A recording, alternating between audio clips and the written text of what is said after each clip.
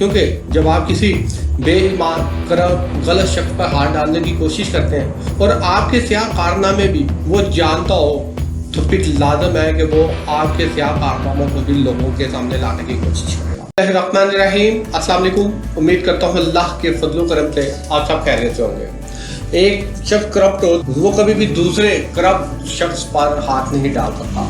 एक शख्स अगर गलत है तो वो कभी भी सही इस्लाहात नहीं डालता। अगर ऐसा होता तो आज दुनिया में बुराई की हुकूमत होती, अच्छाई का नामो निशान ना होता। या फिर ये कह ले कि जो लोग हक व सच पर होते वो कभी भी अपनी आवाज़ को बुलंद ना कर पाते, क्योंकि उनको पहले से ही पता होता कि उनकी सुनी नहीं जानी। जब भी अब दुनिया की तारीख को उठाकर देख ले, जहाँ पे भी कोई इनकलाब आया, जिस मुआशरे में भी इस्लाहात हुई हैं, जिस मुआशरे में भी नई इस्लाहात लाई गई हैं, हमेशा एक ईमानदार सही सच बोलने वाला शख्स ही लेकर आया। जब किसी मुआशरे के अंदर कोई ईमानदार शख्स आता है तो वो ही अपनी इखलाकी कुव्वत से तमाम चीज़ों का सामना करता है और मुआशरे को शऊर देता है और नई इस्लाहात लाता है। ऐसा हरगिज़ मुमकिन नहीं है कि आप गलत काम कर रहे हो और दूसरे को गलत कामों से रोके, उसे तंबीह करें, उसे डराए धमकाएं और उसका एहतसाब करने की कोशिश करें। ऐसा हरगिज़ नहीं हो सकता, क्योंकि जब आप किसी बेईमान करप्ट गलत शख्स पर हाथ डालने की कोशिश करते हैं और आपके स्याह कारनामे भी वो जानता हो तो फिर लाजम है कि वो आपके स्याह कारनामों को भी लोगों के सामने लाने की कोशिश करेगा। इंसान को अपनी इज्जत प्यारी होती है और इंसान अपनी इज्जत को बचाने के लिए मुफाहमत का रास्ता इख्तियार करता है। यही वजह है कि जब भी पाकिस्तान पीपल्स पार्टी मुस्लिम नून की हुकूमत रही है, इन्होंने मुफाहमत का रास्ता रखा। इन्होंने हमेशा यही कहा कि मुफाहमत की सियासत की जाए। मुफाहमत का मतलब ये है कि एक दूसरे के स्याह कारनामों पर बातचीत बिल्कुल बंद की जाए, एक दूसरे के खिलाफ सियासी केस बनाने और एक दूसरे के खिलाफ एहतसाब का दरवाज़ा बंद किया जाए। एक दूसरे के साथ ऐसी अंडरस्टैंडिंग हुई कि जमहूरियत अपने 5 साल मुकम्मल करने लगी। ज़ाहिर देखने में ये एक दूसरे को दुश्मन दिखाई देते थे, मगर अंदर से एक थे। यही कुछ कल इस्लामाबाद के एक निजी होटल के अंदर हुआ, जहाँ पर हनीफ अब्बासी और साबका निगरान वज़ीर आज़म अनवारुल हक काकड़ की आपस में लड़ाई हर एक के ज़बान पर है। जहाँ पर हनीफ अब्बासी ने गंदुम स्कैंडल का जिम्मेदार अनवारुल हक काकड़ को ठहराया और जहाँ पर उन्हें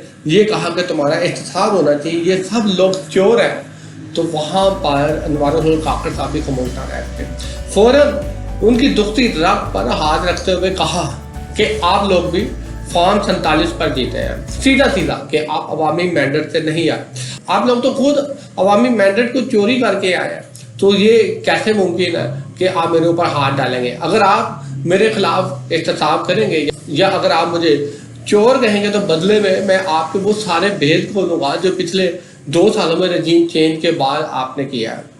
फॉर्म 47 में किस तरीके से तब्दीली की गई, फॉर्म 47 का सहारा लेकर जिस तरह से आप असम्बलियों में आए हैं, फॉर्म 47 पर साबका वज़ीर आज़म अनवारुल हक काकड़ ने जो बात की है, ये इस बात पर मोहर है कि पीटीआई वाले साथ कह रहे हैं।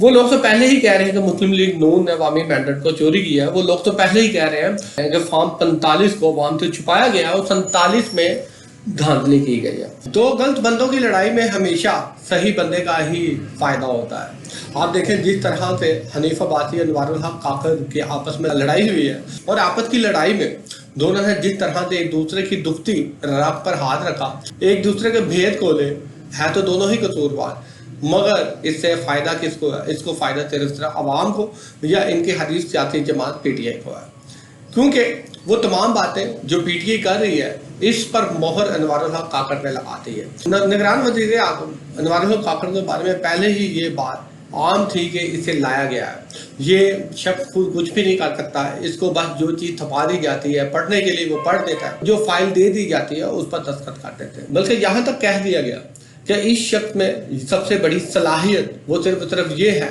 कि जिन लोगों ने इनको मुंतखब किया है ये उनकी फरमाबरदारी अच्छी करेगा। ओहो पाकिस्तान का वज़ीर आज़म अगर उसके मुंतखब करने का ये मेयार है तो ये सबसे घटिया बात, और जब तक ऐसे होता रहेगा तो मेरे ख्याल में पाकिस्तान कभी भी तरक्की नहीं करेगा। रही बात पाकिस्तान की, तो करप्ट लोगों को कुछ शर्म कुछ हया करनी चाहिए, کیونکہ ساری زندگی پاکستان کے خزانے کو لوٹ رہے ہیں، لوٹتے ان کی شاہانہ زندگیاں ہو گئی ہیں، ان کے برون ممالک اثاثے ڈبل ہو چکے ہیں، ان کے خزانے بھر چکے ہیں، مگر ان کی حوث نہیں جا رہی۔ انسان کسی جگہ پر کہیں پر یہ خیال کر لیتا ہے کہ پاکستان میں سے آپ لوگوں نے اور کیا نکالنا ہے۔ آئے دن روز بروز مہنگائی بڑھ رہی ہے، غریب طبقہ پس رہا ہے، ان کی آہ چیخو پکار ان کو سنائی نہیں دے رہی۔ آئے روز کوئی نہ کوئی نیا سکینڈل منظر عام پہ آ جاتا ہے۔ جب بھی منظر عام پر آتا ہے اربوں خربوں کی کرپشن کو اپنے ساتھ لے کر آتا ہے۔ ملک تو پہلے ڈوبا ہوا ہے، ملک پہلے ہی آئی ایم ایف کے در پہ ہے، آئی ایم ایف سے قرضے لے کے پہلے ہی اس کی معیشت کو چلایا جا رہا ہے۔ قرضے میں ڈوبے ہوئے اس ملک کو اگر یہ لوگ ایسے ہی چپکے رہیں گے تو یقیناً پاکستانیوں کا آنے والے وقت میں جینا محال ہو جائے گا۔ اللہ پاکستان کی سن لے اور ہمیں ایسے لوگوں سے چھٹکارا دے۔ شکریہ۔